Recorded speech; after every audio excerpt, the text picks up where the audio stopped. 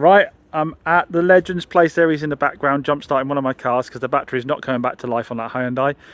It's MJM Bodywork, Malcolm. He has done me an absolute solid and jumped straight on the Crosslander that sold for me and done that horrible dent in the bonnet, which you wouldn't be able to tell as per norm. I know exactly where to look for it and I can't see any colour difference at all. But he did lacquer the whole, he always lacquers whole panels. He refuses to part lacquer a panel. He worries about it peeling later on, so he's lacquered the whole thing. So he's got all that dent out the front bonnet there, and like I say, my concern with this is being red. Is red's one of the obvious ones to point to pick out where the colour's been done, even on a fairly new car, but you cannot see any colour difference, so that is bang on. And he's done the door for me again. I can't see any colour difference, it was just there, wasn't it? What was worrying me with this customer is normally the car is sold after the paint's been done. This customer knows where it needed painting, so they're going to come along and look in real detail. And I said to him when I sold him the car, because you know where the paint's been done, you might spot slight differences. But to be fair, I know where the paint's been done and I can't. So, and I jumped the queue, so I massively appreciate. Cheers, Malcolm. Thank you very much. He's going to get onto the Hyundai i30 for me now, and he's got quite a lot today. So he's just going to take that rear bumper off and do it all the way around because it's got a scuff on that side as well. And he's doing the front corner for me here. But yeah, unfortunately, Top Don kit managed to get the battery enough back to life enough to get me around, but I didn't get a chance to leave it. I probably need to leave it on a few days on that sort of a reviving recycle process. So yeah, if you need paint work doing, come and see Malcolm at MJM Bodywork, but you won't get in because he's too busy, so there's no point. Anyway, yeah, massive thanks to him. He's not talking to me anymore at the moment anyway. He's busy doing what he's doing. We'll get this back, get this cleaned up, get onto the customer, and let them know they can pick it up. Now, I was going to get started on a little Peugeot, but PT's daughter needs a car. And as he's always coming in and helping me out, I said to him he can pretty have it for what it owes me. Just a little bit on top for my time going and picking it up, and the fuel put in. I think it could be perfect for her. He wanted something cheap, run around for 30,000 miles. I only really needed to do the paint, buff out the headlights and get a new ticket on it, didn't I? I don't know if she's 100% decided on that or not yet, but so I won't get started until he knows where he is with that. Pete was saying how hard it is to get cheaper cars these days, and he knows what he's looking for, but he said even on sort of marketplace and that, to get these cheapy cars, sort of sub £2,000 mark, really hard. So Petey's in, he's doing a bit of welding on the sill of the little Honda Jazz I've had kicking around for a while. If you remember, we sold this one, it had a long MOT on it, and we sold it, and the customer had their mechanic look at it, and he said after he poked a screwdriver into the sill, so there was a hole in the sill, so the person returned it. So Pete's just welding the sill up so we can send it back out again or sell it again, make a little run around for someone. He's also done me a solid and done the final thing, well not the final thing because it needs a machine polish, on the iGo. Changed the starter motor out on it because after thinking it was the alternator, it turned out it was the starter motor that was bad on it. So what's this now had? Starter motor, alternator, front subframe, front shocks and springs. I think it had springs, drop links, discs and pads. I think it ended up with those all round. Replacement rear beam. What else did it have on the back? I have no idea, but it's literally underneath had absolutely everything done to it. So it needs a machine polish to go up for sale. Won't be making any money out of it. It'll just be a case of trying to get as much back out of it as we can. Just on the little Nissan note, with this scrape in the rear quarter, I said I thought I might be able to wet sand it out. I'm going to get that now. I've done 800, and then I've done 1,000. I've done 1,500. Now I'm doing 3,000. And the initial signs are it's looking good. I'll take it up past the previous ones on the 3,000 because then compound will be the last one. I'll probably get the compound polisher out. I will do it by hand in a second, but the polisher will end up doing a better finish. And you see, while it's still white, I know that I'm in the lacquer, not in the colour. But I don't want to go much further than that, I don't think. And there you go.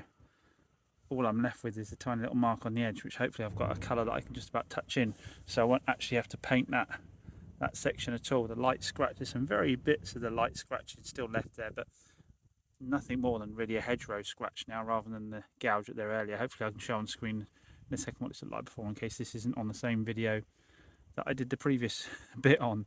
So yeah, get some compound on there now, give it a buff.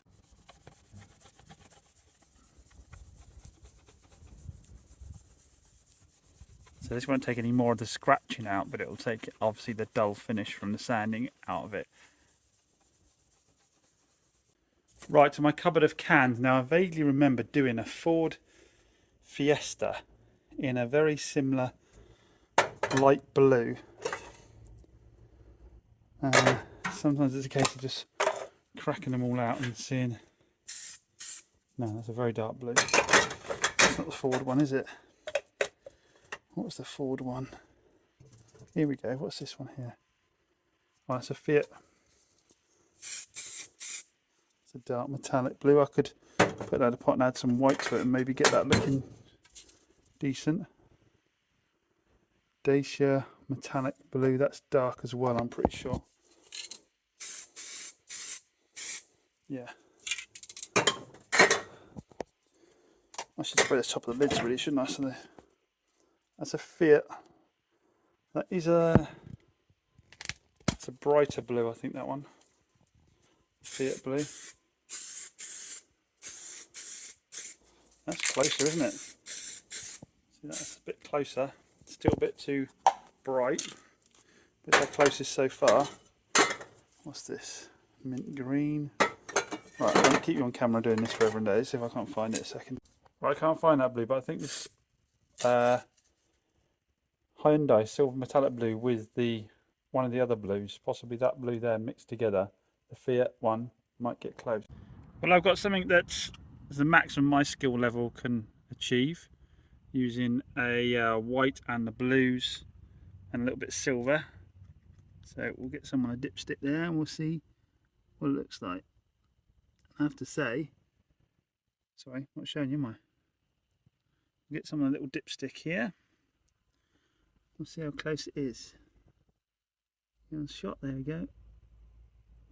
I have to say, it's not a million miles off, guys, for something I just mixed by eye out of a couple of random paints. Come back, there we go. Gotta let it go off a little bit. It's always easy to do this when the paint gets a little bit sticky rather than when it's really fresh and runny. So my top tip is let it sit in the pot for a bit. This will darken up as it dries as well. Get any runs out, get them quickly with your finger. Out of the way. You can always give this a polish off afterwards as well. The Skoda Yeti a subscriber sold us has now sold. Sold to a lady who had her Yeti written off by somebody else, and she had this exact model, DSG gearbox, black, 4-wheel drive. So she was well chuffed to find one fairly local, picking up from the train station tomorrow to get it. It's just been down, had its MOT. Yeah, it wasn't.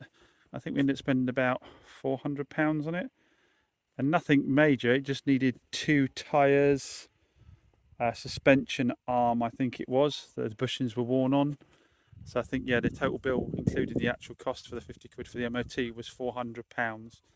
So not horrendous, but need to give it a quick wipe off. But more money ideally than you'd want to spend any time. But I was going to machine polish, but she told me not to. She said, please don't bother. She said that it's going to be used for loading up stuff for the horses and going through the lanes. So it's going to be in terrible state by the time I'm finished with it anyway. So fair enough. Saves me a few hours labour, doesn't it?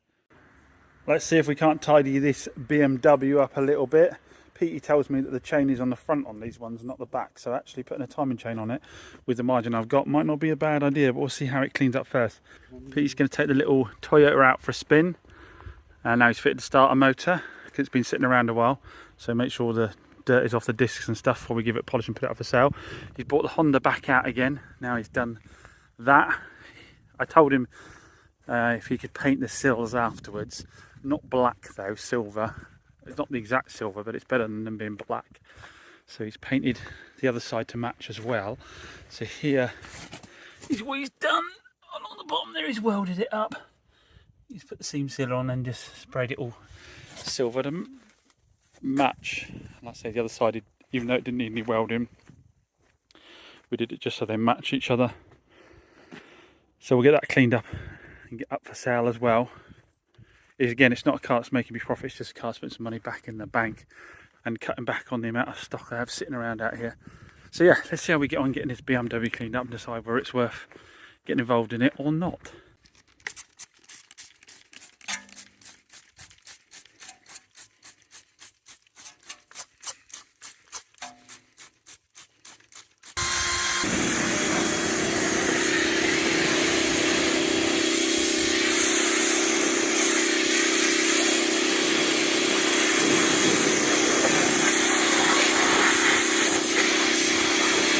Loved as it might have looked, they knew where to spend their money because they've got some good quality tyres. Here's some Bridgestone, pretends they're on the front, matching on the back and all the way around. So they had the right rubber for a motor like this. And the wheels have actually look to be coming up clean. I don't know if they're supposed to be matte black or gloss black. They're coming drying back again matte black, I'd say, but I could scuff them down and gloss, put a can of lacquer over the top to make them gloss, which I think would make the car look nicer. But yeah, that condition wise they actually come up all right. Right then, Peter, you've got the bonnet open. Is there a concern? Drove right then, yeah? Yeah. What are you looking for now? Well, looking for more trouble? What it says on that MOT.